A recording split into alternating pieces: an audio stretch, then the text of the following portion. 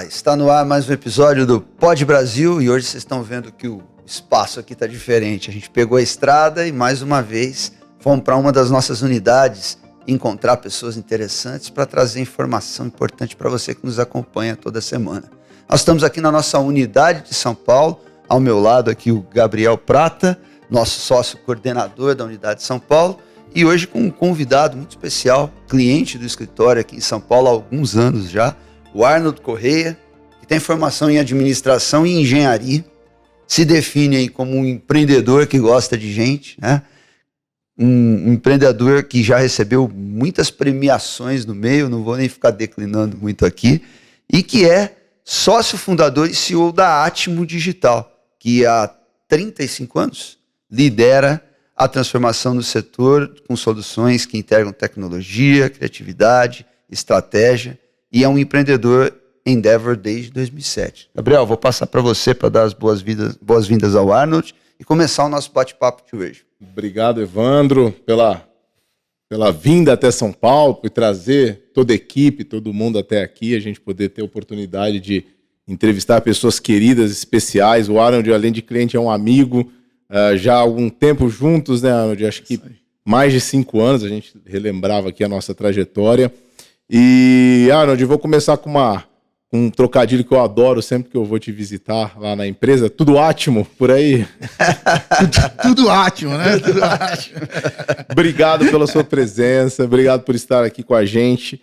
Nos conta um pouquinho da sua trajetória, que é muito interessante, muito rica. Eu assisti alguns podcasts que você já gravou e você tem histórias curiosíssimas e acho que vale a pena te ouvir, aprender um pouquinho também com essa sua trajetória e o que você viveu para chegar até aqui. Legal. Bem, primeiro, obrigado, Evandro, Gabriel, obrigado pelo convite para a gente estar aqui podendo falar um pouquinho das coisas que a gente gosta de fazer, né?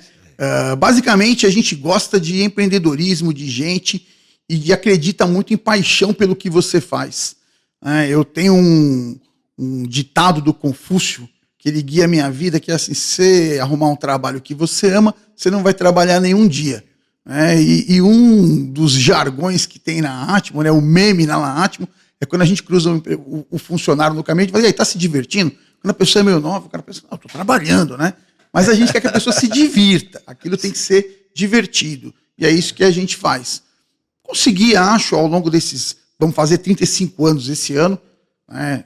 Mês que vem a empresa completa 35 anos do mesmo CNPJ, trabalhando de certa forma na mesma atividade, que é juntar tecnologia e criatividade, né? Fazendo as mesmas coisas. Por isso só a gente já fica feliz. Isso é difícil no Brasil, né? Mas muito, muito, muito entendendo o quê? Cultura do cliente, vivendo essa paixão de poder juntar essas duas ferramentas que a gente tem, que é tecnologia e criatividade, para poder fazer o dia de todo mundo um pouco mais divertido no trabalho. Bacana. Você, o que o empreendedor que gosta de gente, é uma definição que eu vi tua estudando um pouquinho ontem, né? Como é que um empreendedor que gosta de gente tem vantagens no negócio dele? O que isso traz de vantagem? Eu acho o seguinte, nosso negócio é muito baseado em tecnologia. Tá? Eu quando menino, fiz administração por gostar de marketing e tal, você vai escolher a faculdade, você fica meio perdido. Tinha tudo a ver com o meu negócio, estou muito feliz. Mas depois fui fazer engenharia, por gostar muito de tech e tal. Você parar para olhar hoje, todo mundo fala muito de inteligência artificial, de inovação, e a gente está muito baseado em sistemas. Mas os 3 pilares que permeiam o seu negócio são pilares onde você tem gente. Tá? Você vai ter, todos os seus clientes são gente. Todos os seus colaboradores são gente. E todos os parceiros que vão estar do seu lado, seus fornecedores, os especialistas como vocês do Brasil Salomão, são gente. Como é que o camarada pode estar num negócio e não gostar de gente? Então a gente acha que gostar de gente é muito importante. Essa é uma premissa básica desde lá de trás. O que a gente faz com pessoas, para pessoas que vão servir outras pessoas. Né? Nosso negócio é um negócio de B2B, então 100% do nosso trabalho ele está envolto com gente trabalhando para a gente. A gente precisa fazer o nosso time provocar percepções e levar mensagens positivas para o time dos nossos clientes, para que os nossos clientes possam atender bem os clientes deles. Então a gente é apaixonado por isso. Até porque se uma pessoa que te contrata vai embora gostando de você, ela volta. Você sabe que a gente está num momento de muitas mudanças na Atmo, né? Depois de 35 anos no negócio e tal, tocando, a gente começa a olhar e falar, pô, a gente quer que esse negócio perdure no mínimo mais 35 anos. Né? A gente quer perpetuar o business. Para fazer isso, a gente criou um processo de sucessão. Então, trouxemos uma diretora comercial executiva para substituir a nossa diretora comercial, que hoje é vice-presidente executiva. E aí eu estava conversando com essa moça, eu tenho gasto muito do meu tempo para poder levar a cultura comercial para ela, né? E ela falou, pô, qual é o modelo da gente adquirir cliente aqui? E eu falei, faz você essa análise. Daqui 10 dias, volta e me conta o que você enxergou. E ela falou, pô, o nosso principal canal de vendas é o cliente. O cliente sai de um lugar, ele vai para o outro, ela fala, é um fiozinho condutor, todos estão conectados. Né? Então, o que acontece? A gente usa a nossa entrega para o nosso cliente como a nossa melhor ferramenta de vendas. O cliente levar a gente para o novo lugar onde ele chega. Muito bom. Maravilha, Harold. E você lida com comunicação, né? Comunicação corporativa, intracorporativa. E a gente queria escutar de você, porque 35 anos de estrada te trouxe muita bagagem, você já lidou com muitas culturas corporativas distintas.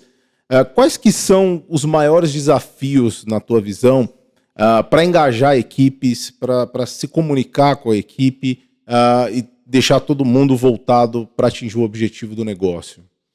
Eu acho que a comunicação, de maneira geral, ao longo da última década, ela evoluiu muito. As pessoas tinham muita timidez, de maneira geral. Elas tinham muita timidez e tinham poucas ferramentas para se comunicar. Se você parar para pensar hoje, não vou saber a estatística correta, mas quase todo mundo é um comunicador. Quase todo mundo tem um Instagram, um Facebook, um LinkedIn, uma rede social, um TikTok. Um podcast. Onde ele está lá falando um pouco. Isso estimulou a comunicação. Há um tempo atrás era uma trava. Você ia conversar com um banqueiro, gravar um vídeo dele, ele precisava se concentrar. Travava. Era um negócio difícil. Fazia um media training. Hoje já não é mais. Mas quais são os desafios? A primeira coisa, verdade e transparência na comunicação. Com base nas coisas que a gente viu e viveu nos nossos clientes, quem é transparente, claro, tem mais êxito na comunicação, porque ela começa a fazer sentido. 2, você ter um sistema resiliente de comunicação. A gente tem acompanhado alguns clientes nossos há mais de 25 anos. Se tem uma coisa poderosa na Atmo, é a nossa relação de longo prazo com os clientes. O cliente resiliente é aquele que, no momento de desafio do negócio, e todos os negócios terão momentos desafiadores, ele não desiste do sistema de comunicação, da ferramenta. Então, aquele cliente que se mantém resilientemente todas as semanas, ou toda quinzena, ou todo mês, na periodicidade que ele se programou para levar fato relevante para o time dele e divulgar informação de forma consistente, ele tem mais êxito. E o outro é ter um propósito por trás. Quando você se comunica e dá atenção, e você coloca o seu propósito de forma resiliente, constante e transparente, aí você tem um negócio de sucesso com todo mundo alinhado, entendeu? Por incrível que pareça, acreditem, isso transforma os negócios. Com certeza. Você foi falando aí, né? 35 anos a Atmo, né? Escritório, 56 anos, né? E o Brasil, quando fundou, começou num mundo muito diferente. Eu estou há 35 anos, quando eu comecei num mundo muito diferente. E não tinha muito essa coisa de definir um propósito, né? Esse propósito vai sendo construído todo santo dia com base numa verdade. E passando um pouquinho da pandemia, a gente começou a sentir a necessidade de dar uma oxigenada, de conversar com as novas gerações, porque tanto quem estava chegando para trabalhar conosco, quem estava começando a nos contratar, já se comunicava de uma forma diferente. A primeira coisa que a gente percebeu é que a nossa marca não cabia mais no quadradinho do Instagram, porque ela era uma marca mais horizontalizada. Falou, gente, vamos criar esse brand de novo, chamamos uma consultoria, e a consultoria veio e entrevistou 50 clientes e os principais players internos do negócio. E para definir um propósito. E ela traduziu uma coisa que era a gente. Assim. Nosso posicionamento é marcado por uma expressão que a gente chama de empatia jurídico-empreendedora, que basicamente é eu olhar para a tua empresa, para o teu negócio, entender quais são as suas dores e me adaptar às suas dores. Porque o advogado tem um posicionamento de dizer, não pode, isso não dá, a lei não permite. E eu gosto de dar sempre o exemplo do Spotify, que está lá na Netflix, né? Era um negócio que não podia acontecer. Estavam vendendo algo que eles não tinham, os direitos sobre as músicas que estavam ali. E até que a advogada, no episódio da série, ela acha o jeito de vender. Então ela quebrou o paradigma. Esse para mim é o principal. Então a empatia jurídica empreendedora é absorver a tua dor, tomar a sua dor como minha, até um momento em que eu não me envolvo emocionalmente com ela, porque eu preciso ter a responsabilidade de te dizer, faça, mas talvez não vá dar certo por conta disso, ou a gente pode ser disruptivo e criar um rumo novo, né? Então, se especializar no negócio do cliente, que também é uma frase tua que eu ouvi outro dia, é casar com ele e ter relações de longo prazo. Na jornada da Atimo, de mais de 30 anos, de 35 anos aí, como é que isso aconteceu? Como é que você percebeu isso e como que colocar isso em prática te fez prosperar como empresa? Eu acho que isso tem a ver com o nosso background lá atrás, assim, de adolescência, né? Eu sempre gostei muito de música e sou um músico, não vou falar frustrado, eu acho que eu não tinha competência mesmo para ser um bom músico. Isso foi bom, mas eu gostava do negócio de música, né? Como eu era bom de comunicar, de vendas, eu acabava tendo uma banda, né? Essa banda foi bem, depois a banda acabou, eu fui ajudar uma outra banda, fui empresário dela, depois veio uma outra, e eu percebi que quando a gente se posicionava como músico do lado do público e entendia o que o público gostava, né? E hoje é muito formatadinho, o músico sobe do palco, ele já sabe o que ele vai tocar, tem um setlist programado, mas por incrível que pareça, na década de 80 não tinha muito não, o cara olhava e fazia, né? Nem o DJ sabia o que ele ia fazer direito, não tinha muito DJ. Então a gente começou a olhar aquilo e falar, pô, qual é o posicionamento que é legal do lado de lá? Quando a Atimo passou por essa fase de show business, depois de entretenimento, a gente teve uma discoteca e tal, a gente começou a fazer os eventos corporativos, a primeira coisa que a gente fez foi levar a experiência do show business, que é o que importa é você entender o que o lado de lá quer. Você vai na discoteca, o DJ pode tocar a música que ele gosta, por melhor que ela seja. Ele tem que tocar a música que o cliente quer. A banda não pode tocar as músicas que ela mais gosta, ela precisa tocar a música que o público mais gosta. Né? Mesmo que ele esteja de saco cheio. E no evento a gente passou a fazer a mesma coisa. Vamos fazer a experiência do cliente ser positiva. Isso mudou tudo. E aí a gente começou a se apaixonar pelo cliente. Eu tive a grande felicidade de, no começo da carreira, conhecer empresas de cultura muito forte, no sentido de gostar de gente, de fazer as coisas com atenção.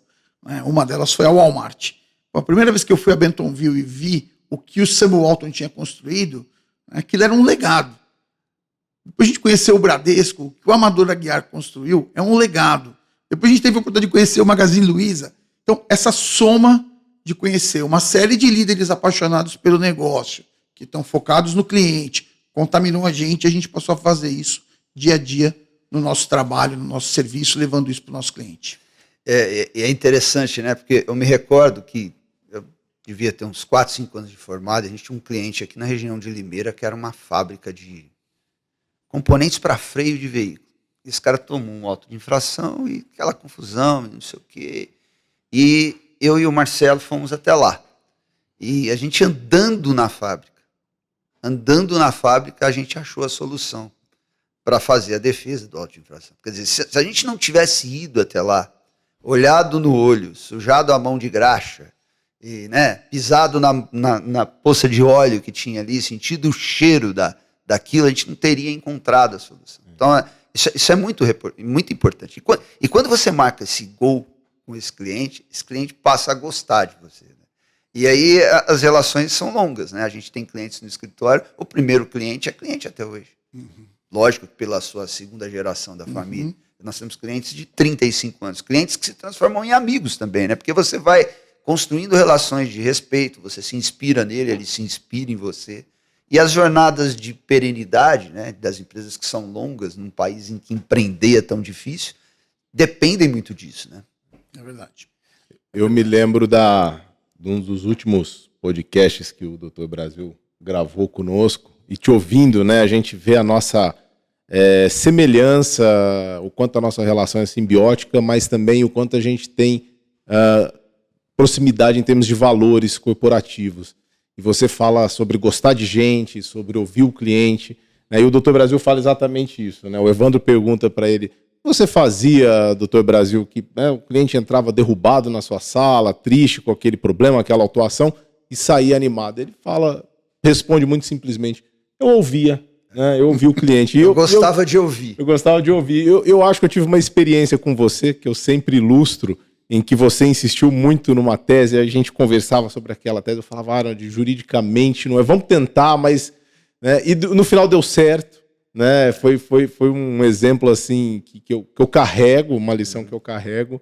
Eu acho que mostra que a gente está nessa mesma sintonia, né? E num mundo em que a gente começa agora, você já falou sobre isso, inteligência artificial, né, cada vez mais entrando na nossa vida, e eu sinto também um pouco uma diferença já geracional. Acho que os mais novos têm um pouco mais de dificuldade de se relacionar diretamente, né? As pessoas hoje, por exemplo, existem pesquisas que dizem que a geração Z não gosta de receber uma ligação direta no telefone, né? Então, tem gente que não quer mais trabalhar presencialmente, tem gente que, né, prefere usar a inteligência artificial do que se comunicar. Teve outro dia um advogado que fez uma sustentação oral, né, com inteligência artificial. Ele pediu permissão, ligou o robô, os desembargadores ficaram bastante ofendidos ali. Como você vê a inteligência artificial entrando na comunicação corporativa? O que você tem pensado aí para os próximos anos? Eu estou muito envolvido, quer dizer, do meu ponto de vista, eu estou muito envolvido com o negócio de inteligência artificial, tanto que vamos produzir, somos parte, estamos skin the game total num evento que chama AI Brasil Experience, 30 e 31 de outubro, no IMB, para 10 mil pessoas. O sponsor do evento principal é o Pedro Chamuleira, que foi fundador da ClearSale, companhia que abriu capital, tradou quase 12 vezes o book velho, acabou de ser comprada pelo Serasa Experian, que fechou o capital da empresa. Então, assim, um empreendedor de sucesso em tecnologia, a primeira companhia antifraude do Brasil, com repercussão mundial. Estamos fazendo junto esse trabalho do Brasil AI, né, do AI Brasil. Eu acho que a inteligência artificial ela é só mais uma ferramenta que a gente tem para poder trabalhar melhor. Mas muito cuidado, que a grande maioria das pessoas entende que inteligência artificial é ChatGPT.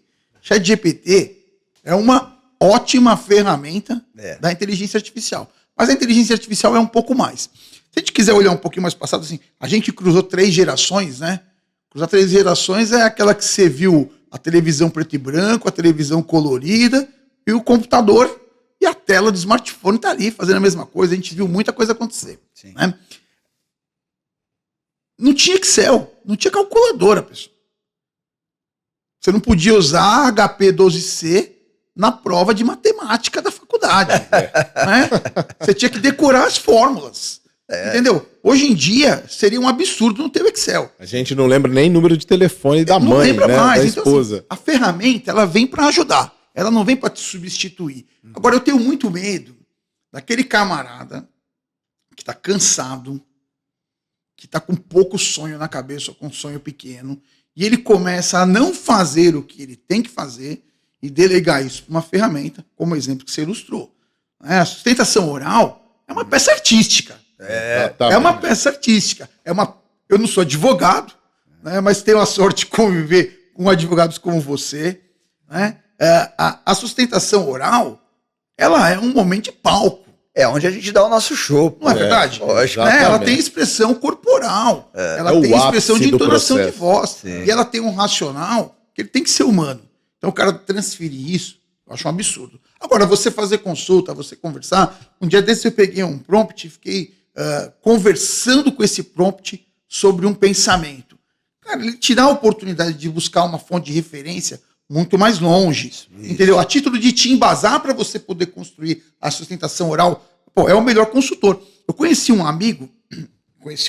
cara que hoje é meu amigo, né, que entende muito de inteligência artificial, né, que é o presidente da New Horizon, o Henrique, e traduz isso de forma muito simples para as pessoas. Na companhia dele, ele criou um conselho para ele. Então, a companhia tem o conselho e ele criou o conselho para ele. No conselho dele, ele colocou 6 figurões.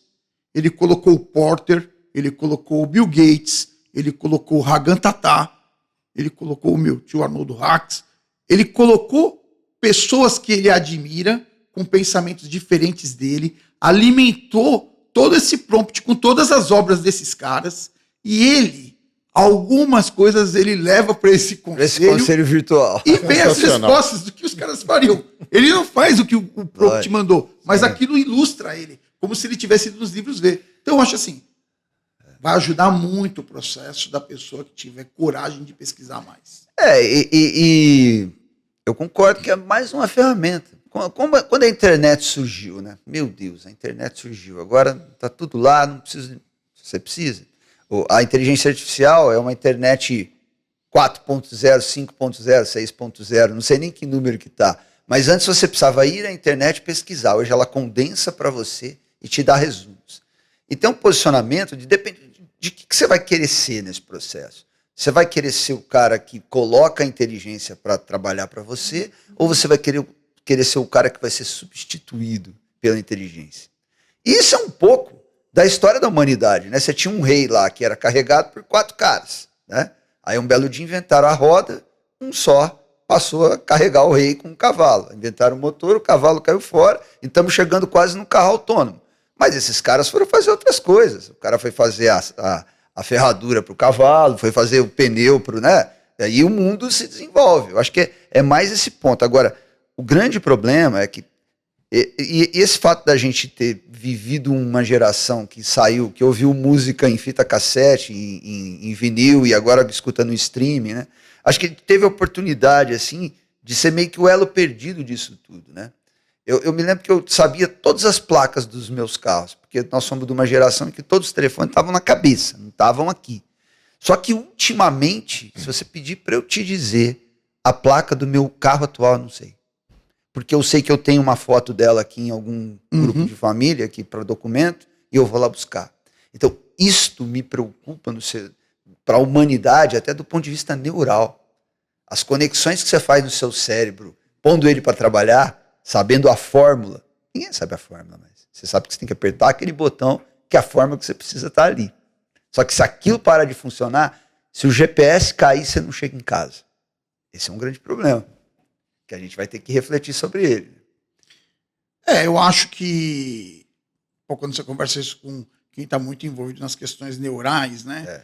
Na verdade, você liberou esse espaço da placa, liberou esse espaço do telefone para talvez colocar alguma informação mais relevante. Sim. Né? Que antes você acabava não agregando tanto dela, a coisa era mais rasa, porque se guardava a placa, guardava os números de telefone e até a rota do caminho, né? Eu tenho um menino que dirige comigo, trabalha comigo há 23 anos, né? Ele não gosta de Waze. Ele tem certeza que o caminho dele é melhor do que o Waze. A minha esposa também. Certeza absoluta. Assim, é um negócio complexo, né? De você explicar pro cara. Toda vez que eu tenho com o Waze, eu me arrependo amargamente. Matematicamente não tem como ser melhor. Não, né? De jeito nenhum. Então, mas eu acho que é uma ferramenta que vai ajudar demais a gente a trabalhar melhor pra gente. Sim. Né?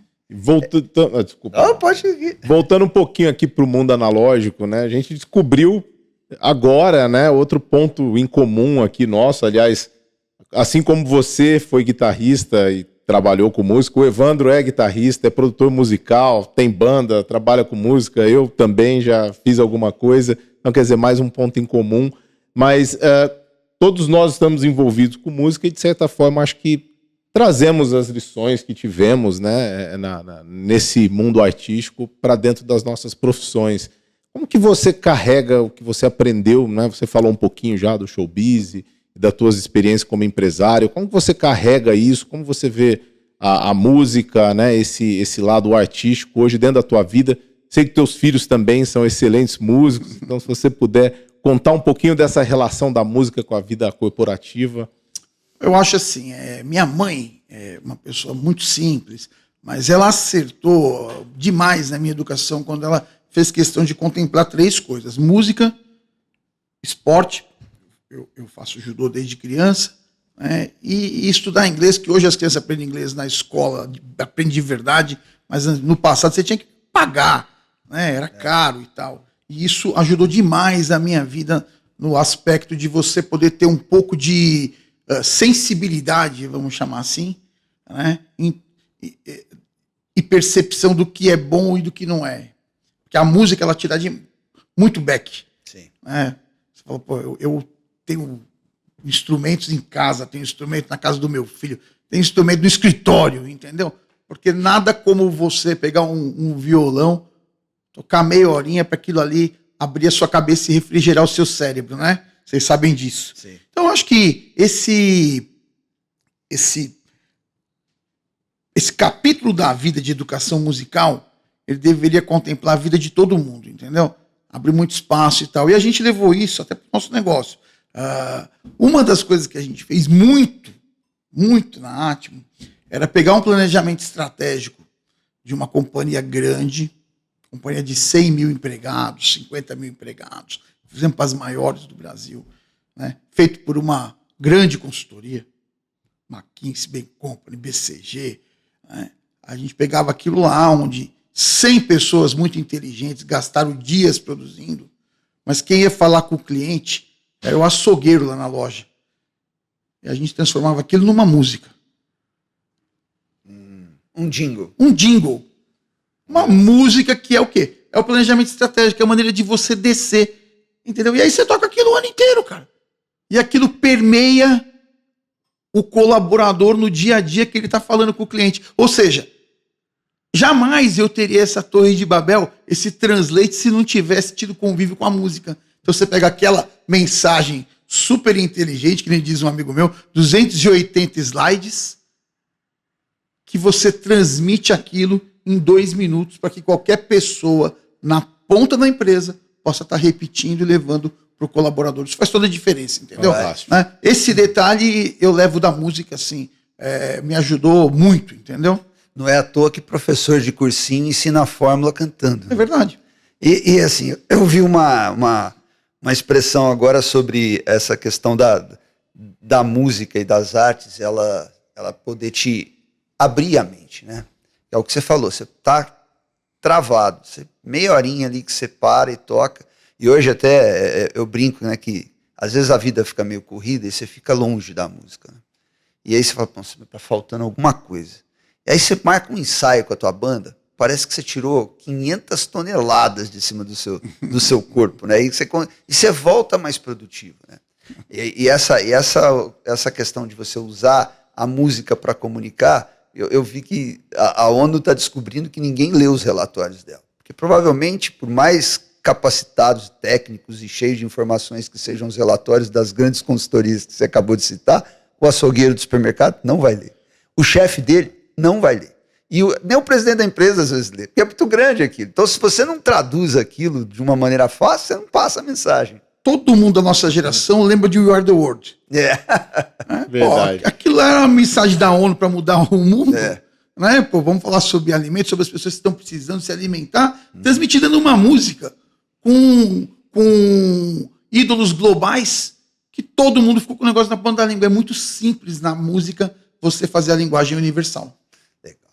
Para a gente ir encerrando aqui, que o nosso tempo passa rápido, eu queria que você falasse do futuro da Atmo. Vai continuar tudo Atmo por lá? Para onde vai o negócio da comunicação corporativa, da organização de eventos, né? O que você que está nesse mercado há tanto tempo, com tanto sucesso, está enxergando pela frente? Legal. Primeiro, eu sou muito otimista sobre negócios de maneira geral. Atimista. Atimista. Boa. Essa eu aprendi aqui, hein? Aprendi agora, nesse minuto. Você é atimista. Eu acho que é assim, a gente nunca teve tão bem posicionado para o futuro do negócio como a gente está hoje. Então, o nosso negócio tem 35 anos, numa empresa que a gente chama de soluções audiovisuais. Esse era o nosso principal produto lá atrás, né? A gente faz som, luz, vídeo e transmissão de conteúdo para evento corporativo. Isso foi muito bacana durante muitos anos e faz muita diferença. Quando a gente vai para o evento, a gente está compromissado com o conteúdo do cliente, a gente conhece da cultura dele e a gente faz isso acontecer como se fosse um show para que o time dele receba isso de forma mais lúdica e aquilo fique guardado na mente, mas principalmente no coração. Isso talvez foi a nossa receita de sucesso. Mas, em 2018, a gente resolveu montar um outro business que é uma agência. E essa agência faz o quê? Ela contempla entender o evento inteiro, toda a experiência, desde o local onde ele vai ser realizado, que tema a gente vai dar, como as pessoas vão estar vestidas no evento, quem vão ser as atrações, quem vai estar junto no evento, quem é o fornecedor que vai estar lá. E essa agência, ela complementou demais o nosso negócio. Então hoje o nosso cliente tem uma experiência muito maior. Isso levou a Atimo para um outro patamar. É a gente entrar um pouco no plano do cliente e não na execução do plano dele. Como a gente já tinha a empresa de tech, a gente juntou a empresa de experiências com a empresa de tech, que é a agência mais a Atimo Digital, e isso cria um ecossistema muito rico para o cliente de sinergia. Do ponto de vista de economia financeira, mas principalmente do ponto de vista de entrega. Isso por si só já tem sido muito legal. Mas a gente agora tem um novo elemento, que é a Atimo Brain Consulting, onde a gente fecha esse trio de negócios, que a gente entra no cliente, principalmente a empresa média com um grande líder, que é uma empresa média com um grande líder. Empresa que fatura 2 bi, 3 bi, 4 bi, uma pequena, esse médio, porque o nosso cliente sempre é um cliente muito grande, mas que tem um executivo que já viveu um roadmap em outros lugares. Então a gente tem clientes que tocaram companhias de 100, 150 bilhões, 50, 60 mil empregados, que hoje estão em jornadas de negócios menores, que precisam de alguém para ajudar a colocar em prática coisas que eles aprenderam lá. E aí entra a Brain Consulting. Então a gente começou esse projeto ainda em forma incipiente. A ideia era ele startar em 2027, mas os clientes demandaram, onde a gente cria um projeto de ajudar o nosso cliente a melhorar a performance dele, contrata a nossa agência e contrata a nossa empresa de tecnologia para poder ajudar esse projeto a entrar no fluxo do dia a dia do cliente. E depois a Brain sai e aquilo vira uma escala. Isso tem sido muito bacana. Então a gente enxerga que a gente começa a criar um ecossistema muito forte e verdadeiro de fazer o quê? Ajudar o cliente a multiplicar a sua cultura e a fazer as pessoas trabalharem melhor e mais felizes nos seus negócios. Isso é muito bacana, porque você foi falando, eu fui lembrando do nosso último workshop, né? E o grande desafio, sai todo mundo animado do workshop, né? Mas na segunda-feira acontece um problema, na terça acontece outro, mês que vem aquela mensagem forte foi apagando, né? Então você tem que manter aquele workshop funcionando o ano inteiro, a hora que o cara senta na mesa dele. Ele tem que abrir o computador ali de alguma maneira, se conectar com aquilo, na sua comunicação interna. Isso é fundamental, né? Isso é mais ou menos o que eu falo, que a Brain, ela funciona meio como um personal trainer, né? Você já sabe o que tem que ser feito, Isso. mas você não faz. Aí você contrata o personal, aquele personal todo dia fica lá, periodicamente, ajudando. Uma hora ele vai embora, você continua fazendo porque entrou na sua rotina. É isso que a gente quer fazer com esse nosso trio de negócios para ajudar o cliente. Você começou fazendo a festa de casamento do cara, né? Agora você tá ajudando ele a encontrar e a manter esse casamento por muito tempo. É mais ou menos isso. Mais ou menos isso. Eu brincava antes, quando a gente passou a fazer as transmissões, em 2005, a Atimo montou um negócio de transmissão via satélite. Em 2005 não existia YouTube, não existia infraestrutura de internet, não existia smartphone. A gente instalava uma mini antena parabólica e fazia uma transmissão.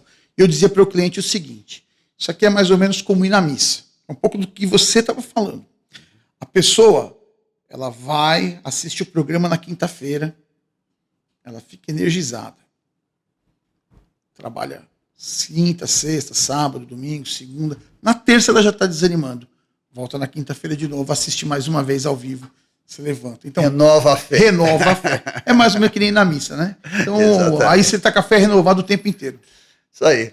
Arnold, muitíssimo obrigado. Papo muito bacana, muito legal. Que a gente possa fazer outros aqui, né? O prazer te conhecer. Eu não te conhecia ainda, o Gabriel já tinha falado, mas numa hora a gente vai conhecer. E bom saber que tem tanta sinergia aqui da música, da guitarra. Você é guitarrista também, né? Isso, né? Então foi um prazer enorme, Gabriel. Obrigado por abrir as portas da Unidade de São Paulo aqui para o Pod Brasil. Obrigado, Evandro. Obrigado, Arnold. Próxima vez a gente reúne para fazer um som também, né? Aqui o Sandro, o Thiago, todo nossa mundo. Nossa equipe que está aqui no backstage, aqui a gente já tem o cara do samba, o cara do rock and roll ali. Tem todas as soluções, técnico de som, gravação, vamos lá. Arnold, foi um prazer. Obrigado, um baita aprendizado aqui te ouvir, como sempre. E eu tenho certeza que a gente vai absorver muito disso, vai aplicar aqui no nosso dia a dia. E vamos seguir a nossa jornada juntos. Legal. Muito obrigado. Eu que agradeço, pessoal. Agradeço pelo convite e agradeço pelo trabalho que a gente tem feito junto aí também. Só experiências positivas e vamos continuar fazendo. Que bom. Bom, para você que nos acompanhou, muito obrigado pela sua companhia. Esse foi mais um episódio do Pod Brasil. A gente está nos principais streamings, YouTube, Spotify, toda semana. Nas terças-feiras, às 19 horas, tem um episódio novo. Se você quiser falar com a gente, mandar uma pergunta, fazer uma sugestão de pauta, fala conosco nas nossas redes sociais ou no podbrasil@brasilsalomão.com.br. Até a próxima!